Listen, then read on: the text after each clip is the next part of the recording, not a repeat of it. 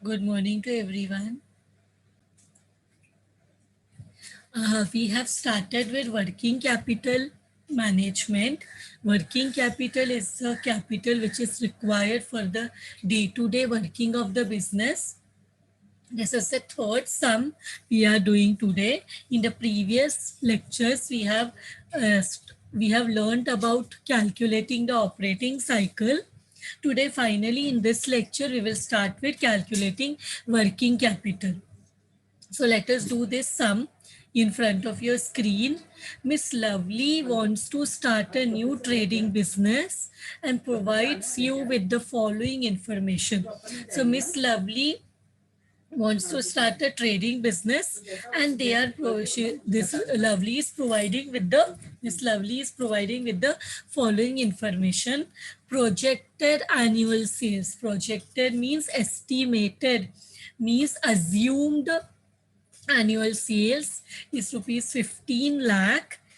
See, this is just the planning. The business, they want to start a business has not started, so they estimate that the future sales may be 15 lakh annually. 15 lakh expected that sales and purchases will evenly spread throughout the year. This is the information. Average gross profit to sales 20%. So what is the gross profit to sales means? It is a 20% profit. They say that how much is gross profit? Gross profit is 20% of sales. Sales का 20%, and we know sales 15 lakhs है. So 15 lakh में we will have to find out that how much is this profit. It is 20% of sales. So we 15 lakh ka 20%, if we calculate 15 lakh ka 20% is 3 lakhs. So 3 lakhs will be the profit. So how much will be the cost? Can anyone tell me?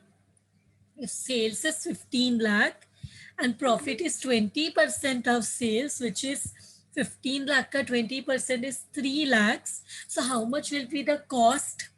How much will be the cost? 15 lakh sale price minus profit, we will get the total cost, that is 12 lakhs. Average stock holding in terms of sales requirement is 1 month. So we are stocking our stock is kept with us for 1 month duration. We are holding our stock for 1 month. Credit period allowed to debtors. Credit period given to debtors is 2 months. Average credit period allowed by creditors. Creditors are giving us a credit of 1 month. 25% of sales for cash and bank balance on credit. See what they say, 25% of sales for cash and balance on credit. Means हमारा जो sales है वो cash basis में 25% होता है and credit sales is for the balance, that is 75%. 25% of sales is for cash and balance is on credit. Means अगर 100% sales है उसमें 25% cash है तो remaining balance कितना होता है? 100 minus 25, that is 75% of the sales is on credit basis. Cash on hand estimated at rupees 17,000. So how much is the cash on hand? We have in hand 17,000 cash. You are required to estimate the working capital. So what we have to calculate here? Calculation of statement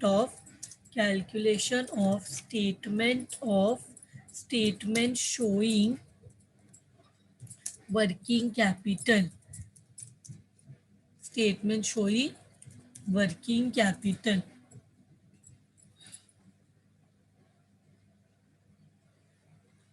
So particular, working and amount. This is how we will solve. This is how we will make our format. Particular, I will require a bigger format. So I will extend it here. So here particular, see how I will prepare. Just pay attention here.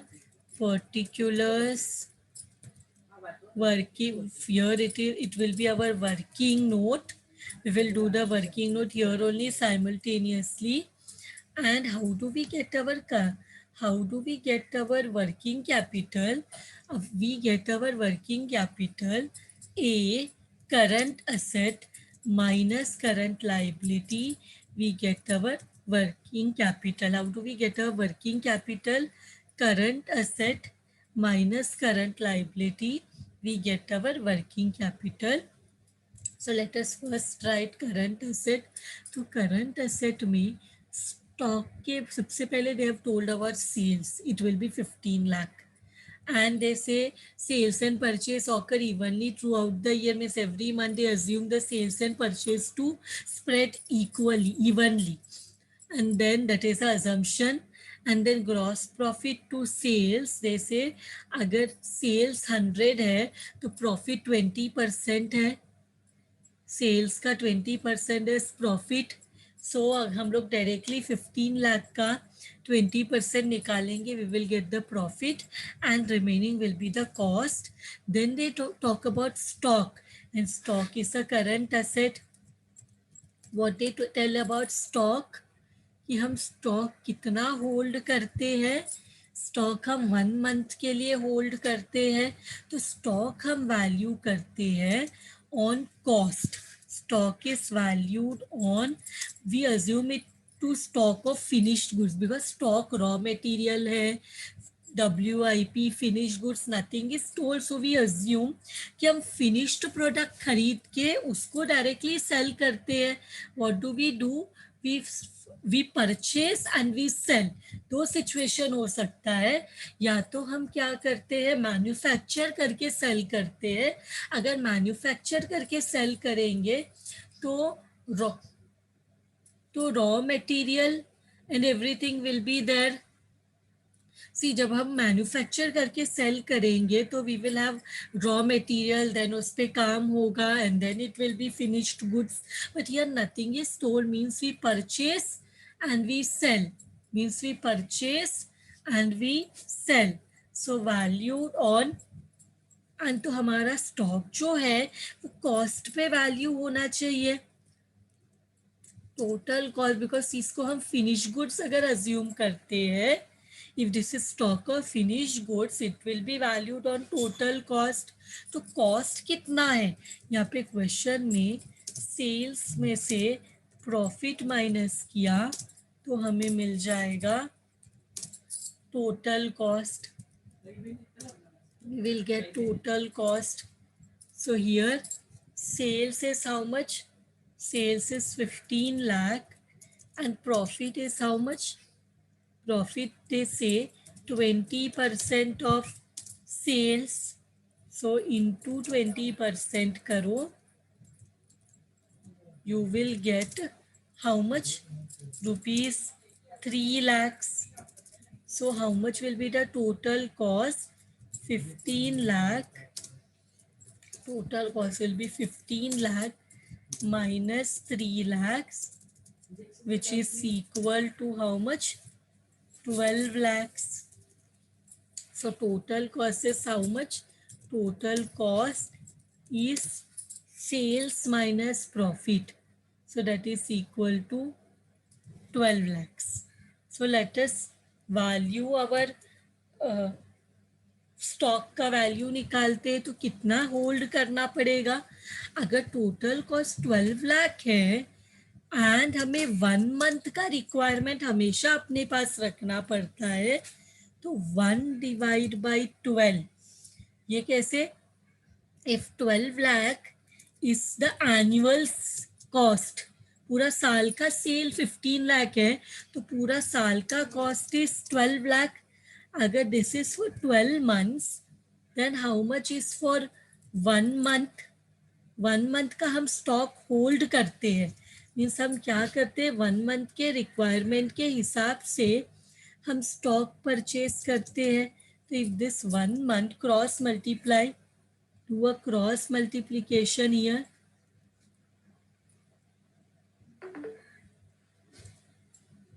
ये कितना है, question mark.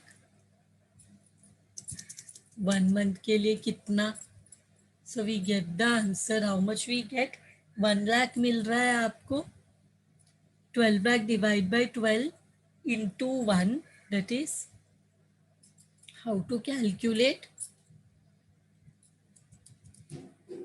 How to calculate 12 lakh into 1 divide by 12, we get 1 lakh. Everyone are getting this. Means अगर पूरा year का requirement 12 lakh है, पूरा year का requirement, if it's 12 lakh, then we hold for 1 month. हम कितना मंथ के लिए स्टॉक होल्ड करते हैं, हम 1 मंथ का खरीद, हम 1 मंथ रखते हैं. हम जब भी सेल करते हैं तो we keep a holding of 1 month.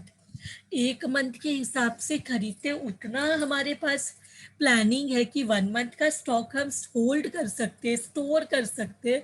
So 1 month होने के बाद फिर से स्टॉक खरीदेंगे, फिर से सेल करेंगे. सो हम 1 लाख का स्टॉक अपने पास कोई भी टाइम पीरियड ऑफ टाइम में वी होल्ड 1 मंथ का स्टॉक. नाउ देन इसके बाद what information is given, debtor का information is given. Debtor is a current asset. So debtor is valued at sales. Debtor कौन है, जिसको हम क्रेडिट में सेल करते हैं. So debtor is valued on credit sales. So credit sale कितना है, total sale is 15 lakh. Total sale is 15 lakh. उसका कितना परसेंट, 75% इज क्रेडिट सेल. कैसे पता, इन the question it is given that 25% of sales is for cash. Cash में cell किया तो पैसा आ जाएगा, बट हमें डेटर्स किस पे निकालना है, बैलेंस पे, which is 100 minus 25, 75% is credit sale and debtors are valued on credit sale. So कितना मंथ का डेटर को हम, how much month credit we give to our debtor, हम उनको 2 मंथ का टाइम देते हैं to return the money. So 2 and पूरा ईयर का सेल है ये 15 लाख, ये into 75% is credit sale, also is for annual. तो इसके लिए तो क्रॉस मल्टीप्लीकेशन 2 डिवाइड बाई 12 करना पड़ेगा. We will get how much will be the debtor. करो, how much will be the debtor. Are you getting 187,500? Everyone getting 187,500. 15 lakh into 75% into 2 divide by 12, we will get 1,87,500. इसके बाद creditor information is given and creditor is current liability. This information is to find the credit sale, 25% of sales for cash and balance for credit. And last one, cash on hand. Cash on hand is a current asset, cash balance. This is given 17,000. Given है तो मैं working में लिख देती हूँ. It is given, how much it is, 17,000. Now हम क्या करेंगे, यहाँ पे हमें टोटल करंट असेट मिल जाएगा. Total current asset which we will say capital A. Total निकालेंगे और इसमें से लेस करेंगे B current, what is it, current liabilities. Current asset में से करंट लाइबिलिटीज माइनस करते हैं तो we get our working capital.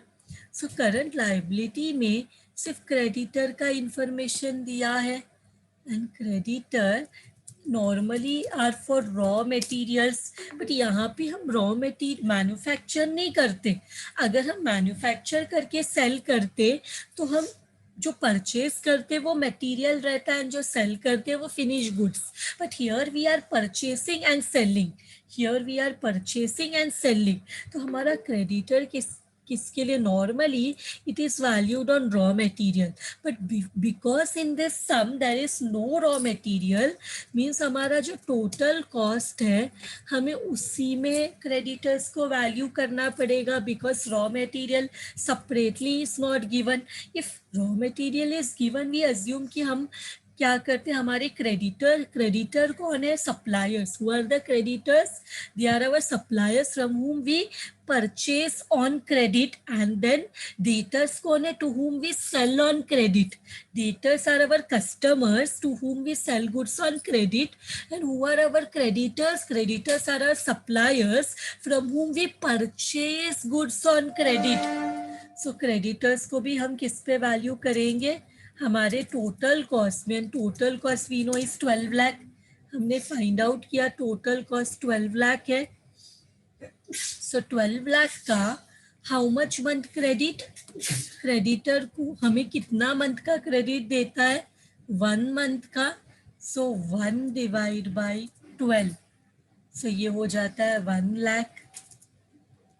Now इसको ऐड करेंगे तो हमें total current asset, current liability मिलेगा, and we have only 1 liabilities, इसको कैपिटल बी बोलते हैं. तो this total is coming to 1 lakh. How much is current assets total coming? 1 lakh plus 1,87,500 plus 17,000. It is coming to 3,04,500. Now what is the difference? How to find out the net working capital or the working capital? How to find it out? Current asset capital A minus current liability capital B. So 3,04,500 minus 1 lakh, we get 2,04,500. This is our net working capital, and यही calculate करने बोला है. We have been told to calculate the working capital, and it is 2,04,500. With this sum is done. So now let us do the next sum. From the following figures, prepare an estimate of the working capital. So we'll have to prepare an estimate, not the actual working capital, but a planning estimate. So production, they have told 30,000 units. Selling price is 10 rupees. Raw material is 60% of the selling price. So selling price 10 है तो उसका 60% कितना होता है, is the raw material cost. फिर wages is 1/6 of raw material, जो भी raw material आएगा उसका 1/6 निकालेंगे, we will get the wages. And overhead is twice double of direct wages. Then we have stock holding what they have given. Material in hand हम 2 month के requirement के हिसाब से रखते हैं. Production time, that is WIP time, कितना time लगता है for the stock to get finished, for the stock to get converted into finished goods. In which this is the production time. Work in progress कितना time में complete होता है, 1 month. Finished goods हमारे stores में 3 months के लिए रहता है. मटेरियल के लिए क्रेडिटर क्रेडिट देते 2 मंथ्स का. We allow credit to our customers for 3 months. Average cash balance is 40,000. Wages and overheads are paid in the beginning of the next month. मतलब क्या हो रहा है, हम हमारे वेजेस को और ओवरहेड्स को कब पे करते हैं, in the beginning of the next month. In the beginning of the next month, मतलब हम नॉर्मली इस बार पे अगर आज ही सी व्हाट हैपेंस, अगर हमें नॉर्मली यही मंथ में अगर वर्कर्स आर वर्किंग, सो उनको सेम मंथ में उनको देना चाहिए उनका wages, but we pay to the workers and overheads in the next month. So 1 month का आउटस्टैंडिंग हो गया ये. Wages and overheads are paid in the beginning of the next month. Means हम पूरा 1 मंथ का सेम टाइम पे कर सकते. वेजेस वैसे भी दे सकते, ओवरहेड्स भी वैसे भी दे सकते, but no, wages means what, daily basis में हु आर पेड देयर मतलब who are paid money for their services. So यहाँ पे तो हम नेक्स्ट मंथ के बिगिनिंग में वेजेस पे कर रहे, ओवरहेड्स पे कर रहे, एक्सपेंसेस पे कर रहे. So it is 1 month outstanding. Wages and overheads are 1 month outstanding. In production, all the materials are charged in the initial stage and wages and overheads accrue evenly. So हम initially सबको production में material को starting में ही पूरा use कर लेते हैं. ये इंफॉर्मेशन हमें WIP कैलकुलेट करने के लिए दिया हुआ है, बिकॉज वी अज्यूम दैट जब प्रोडक्शन होता है तो मटेरियल पूरा यूज हो गया है, बट वेजेस एंड ओवरहेड्स का पूरा काम नहीं हुआ. Like I have explain during the introduction lecture, the WIP calculate करते वक्त हम अज्यूम करते हैं कि हमारा मटेरियल पूरा यूज हो गया एंड वेजेस एंड ओवरहेड का 50-50% ही काम हुआ है, that we assume. So let us start calculation of working capital requirement solution.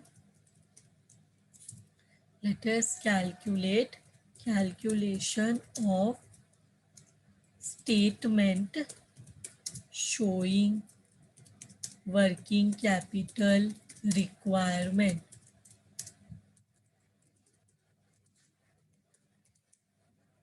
So let us insert the column. 3 चाहिए तो ये भी थोड़ा यहाँ से एक्सटेंड कर लेते हैं. ये यहाँ पे this is like this. So particulars, we want more space for working and then rupees. So सबसे पहले current asset. करंट एसेट में स्टॉक के बारे में सबसे पहले दिया हुआ है. Material in hand, production time is WIP. Stock can be of 3. Stock can be of raw material, then stock raw material में काम होता है तो it is WIP, work in progress and finished goods.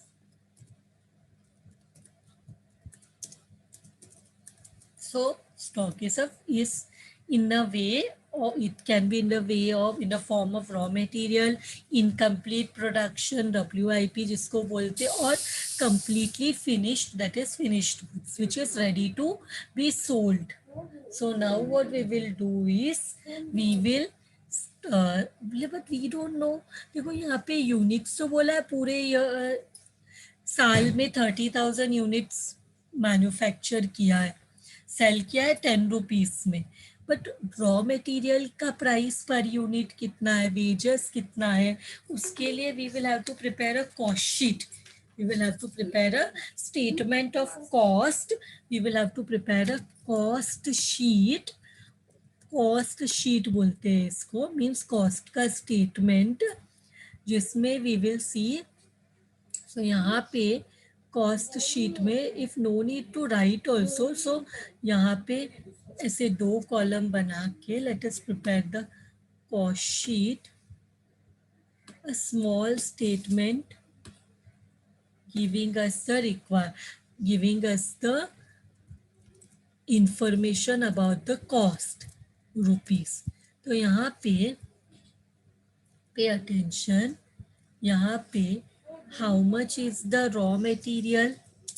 कोई भी प्रोडक्ट मैन्युफैक्चर करने के लिए सबसे पहले हमें क्या किस चीज़ की ज़रूरत होती है, to manufacture any product what we require is raw material. to manufacture any product, what we require is raw material. And raw material कितना है? Selling price का 60% and selling price at 10 rupees. Selling price at 10 rupees. 10 rupees का 60% is how much raw material cost per unit? Raw material cost per unit. तो हम यहाँ पे per unit cost निकालेंगे. Cost per unit भी बोल सकते हैं, कॉस्ट पर यूनिट. तो it is 6 rupees per unit. उसके बाद रॉ मटेरियल अपने आप कन्वर्ट नहीं होगा फिनिश टू गुड्स में. We require workers, labourers who will convert our raw material into finished to goods. तो वो कितना है? डायरेक्ट वेजेस कितना है रॉ मटेरियल का? 1/6. तो रॉ मटेरियल है 6 रुपीज, उसका 1 डिवाइड बाई 6, 1/6 निकालो. How much will B direct wages? 1/6 of 6, that is equal to 1 rupees. 6 का 1/6 निकालो, you will get 1 rupees. And then we have overheads. Then we have overheads. Overheads is how much? Twice of direct wage. तो 1 into 2. Direct wages है 1, उसका double है overheads. Direct wages का twice the direct wage. And direct wage is 1, तो 1 का double कितना हो जाएगा? 2. तो ये तीनों को ऐड करते हैं तो हमें मिलता है total cost. So how much will be the total cost? 6 plus 1 plus 2, which is equal to 9. And कोई भी seller, कोई भी wise seller, the one who is with proper senses, proper frame of mind, will never sell at total cost. He will add a margin for himself, that is profit. Then he will get the selling price. Selling price तो question में already given है. Selling price कितना है? Given in the question. Selling price per unit is 10 rupees. So can anyone tell me what will be the profit? जो अपना seller है वो total cost में कितना प्रॉफिट ऐड करके सेल करता है? If total cost is 9 and selling price given is 10, selling price is given which is 10. So how much will be the profit? Can anyone tell me? Profit is 1 rupees. Profit is how much? Profit is 1 rupees. Profit is how much? Profit is 1 rupees. And this is the balancing figure. This is the balancing figure. We have got our cost sheet. Now we can solve our sum. तो stock of raw material जो है वो हमेशा raw material के cost में value होता है. तो पूरे ईयर में हम 30,000 यूनिट्स बना रहे हैं और एक यूनिट को बनाने के लिए 6 रुपीस लगता है. एक यूनिट को बनाने के लिए कितना प्राइस लगता है? 6 रुपीस लगता है. तो कैन एनीवन टेल मी 30,000 एक यूनिट बनाने के लिए 6 रुपीस का रॉ मटेरियल. तो 30,000 यूनिट बनाने के लिए कितना रॉ मटेरियल लगेगा? Because in a year we are producing 30,000 units. In a year we are producing 30,000 units. So 30,000 into 6 into raw material हमारे पास कितने ईयर मंथ के लिए रहता है? 2 मंथ्स के लिए. सो 2 डिवाइड बाई 12. अगर फुल ईयर का requirement 30,000 into 6, this is 30,000 is full year का प्रोडक्शन. तो पूरे ईयर के लिए हमें 30,000 इंटू 6, दैट इज 1,80,000 का मटेरियल लगता है for the full year. 30,000 into 6, 30,000 production हम पूरे साल में करते और 6 रुपए का मटेरियल एक यूनिट के लिए. सो 30,000 इंटू 6 इज 1,80,000. ये फुल ईयर का रॉ मटेरियल है. तो 2 मंथ्स का कितना? सो 30,000 into 6 into 2 divide by 12. How much we get? How much raw material we get? Raw material requirement of stock में रॉ मटेरियल कितना चाहिए हमें? 30,000 का. बिकॉज हम जब भी रॉ मटेरियल खरीदते हैं तो 2 मंथ्स के हिसाब से खरीदते हैं. तो it will be 30,000. Now we have WIP. WIP means इसमें 3 पार्ट्स है. रॉ मटेरियल जिसका 100% काम हो गया है. रॉ मटेरियल के बाद देयर इज वेजेस या लेबर जिसका 50% काम हुआ है. And we have overheads. तो when we are talking about WIP तो हमें 3 चीज़ों के बारे में सोचना है. WIP means incomplete production. Means यहाँ पे पूरा काम किसका नहीं हुआ है? मटेरियल तो यूज़ हो गया है बट लेबर और ओवरहेड्स का पूरा काम नहीं हुआ, इसलिए इट इज़ इनकम्प्लीट. इसलिए the production is incomplete. WIP means incomplete production. तो हम पूरे ईयर में 30,000 यूनिट्स बना रहे. एक यूनिट को बनाने का 6 रुपीज़ का रॉ मटेरियल लगता है. And how much is the production time? Tell me production time कितना है? WIP टाइम कितना है? 1 डिवाइड बाई 12. ये सबको एक ब्रैकेट में लेंगे. हम मानेंगे कि रॉ मटेरियल का पूरा 100% काम हो गया. मीन जब हमने प्रोडक्शन किया तो हमने पूरा रॉ मटेरियल यूज कर लिया. तो how much is this coming? 30,000 into 6 into 1 divided by 12. It is coming 15,000. Same way labourer 30,000 का प्रोडक्शन किया तो एक यूनिट बनाने के लिए हम लेबर को 1 रुपीज़ देते हैं. इनटू प्रोडक्शन करने के लिए 1 मंथ का टाइम लगता है. Production time is 1 month. WIP work in production करने को 1 मंथ का टाइम लगता है.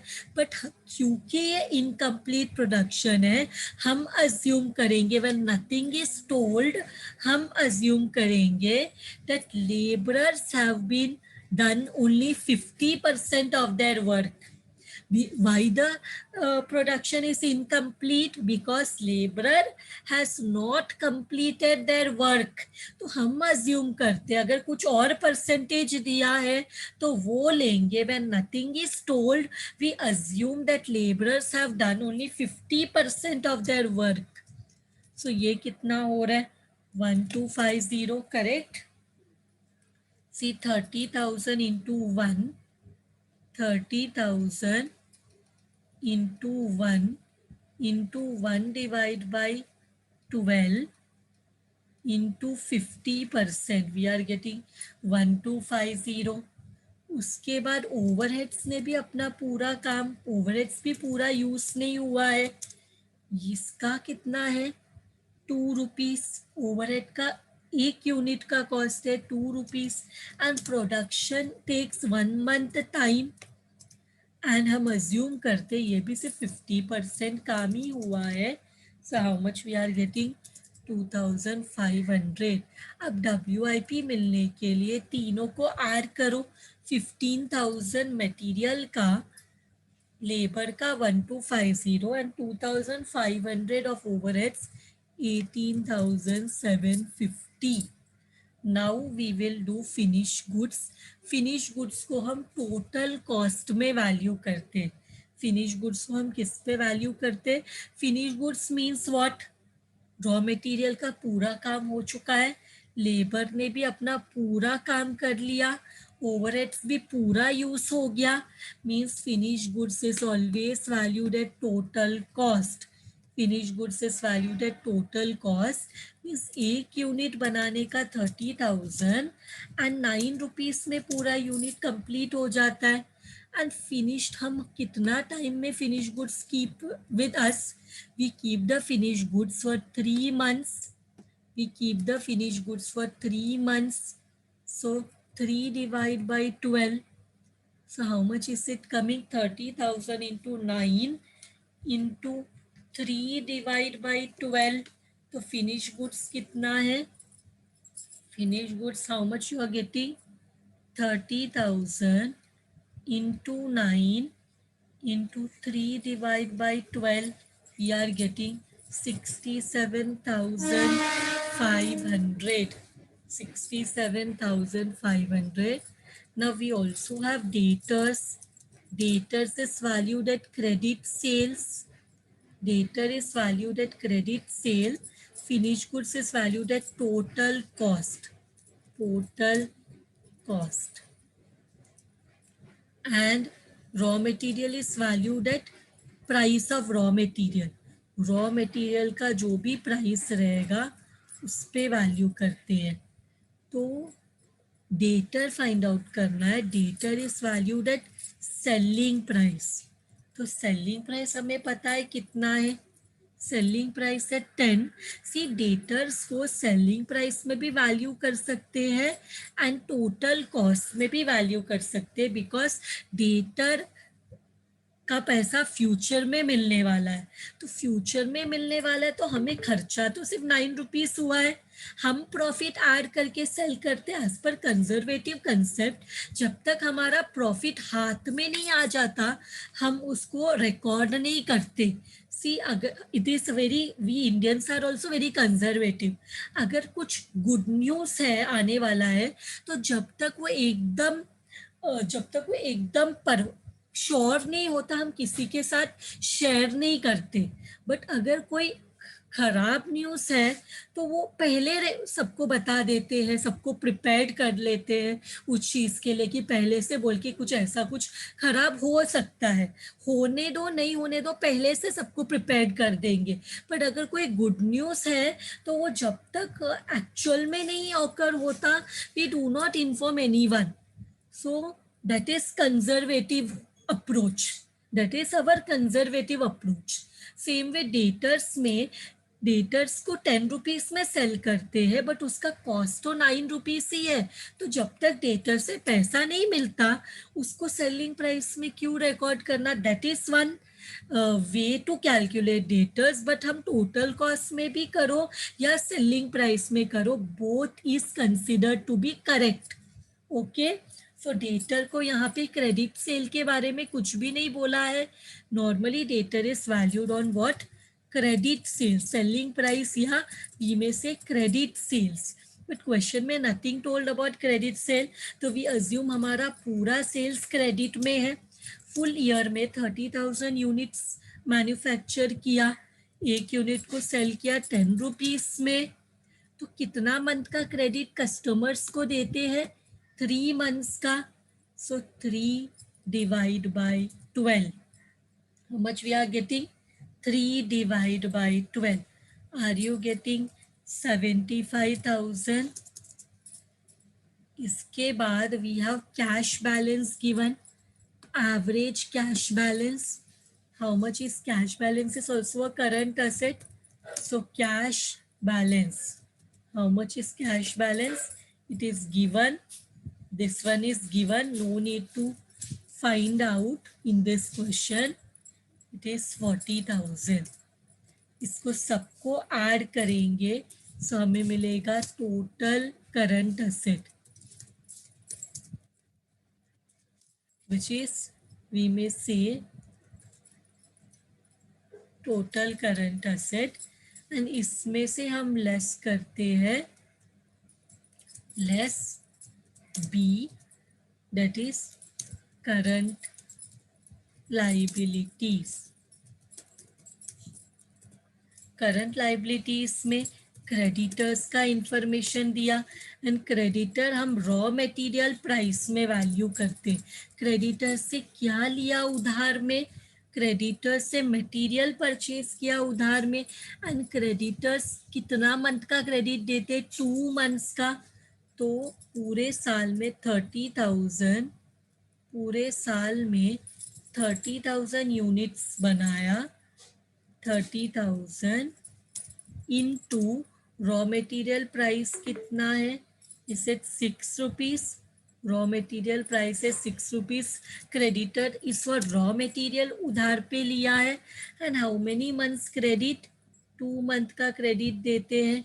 सो it is given credit for material, we get 2 month credit, already given 2 months, so this is coming to how much, 30,000।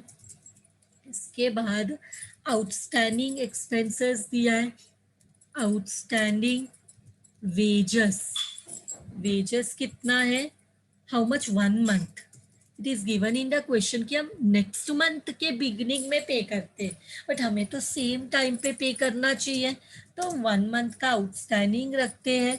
Wages is 1 rupees, 30,000 into 1, ये पूरा पे कर देना चाहिए था, बट हम क्या करते हैं, 1 मंथ का आउटस्टैंडिंग रखते हैं। सो how much it is coming, 2,500। and same way we have outstanding overheads also, this is also our current liability, outstanding expense, पूरे साल में 30,000 यूनिट्स बनाया, एंड 1 यूनिट ओवरहेड का 2 रुपीज मिलता है, पे करना पड़ता है, and 1 month outstanding is giving us how much, 5,000। So इसका भी only this much liability information is given, total current liabilities, जिसको हम B बोल सकते हैं। ऐड करो how much it is, 32,500, 37,500, at the current asset 30 plus 18, 750 plus 67,500 plus 75,000 plus 40,000 is giving us 2,31,250. So what will be the working capital? Net working capital is A minus B, A current asset minus B current liability. How much is it giving us? 1,93,750. With this sum is done. We have calculated the working capital. Thank you very much, everyone.